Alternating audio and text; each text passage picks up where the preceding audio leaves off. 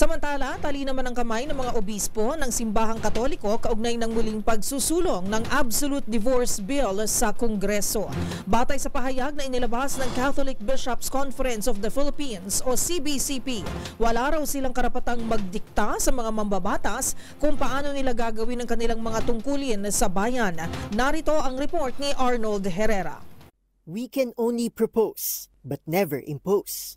Nagpaalala si Catholic Bishops Conference of the Philippines o CBCP President Pablo Virgilio David na ang kawalan ng divorce sa Pilipinas ay isang mabigat na salik para pag-isipang maigi ang pagpapakasal. Ito ang naging tugon ng obispo kaugnay ng muling pagsusulong ng Absolute Divorce Bill sa Senado ngayong taon. Naniniwala si David na bilang mga spiritual leaders ng simbahang Katolika, tungkulin nilang hikayatin ang kanilang mga tagasunod na maging aktibo at makibahagi sa mga importanteng usapin ng lipunan. Paglilinaw pa ng obispo, wala silang karapatan para diktahan ang mga batas ng ating bansa.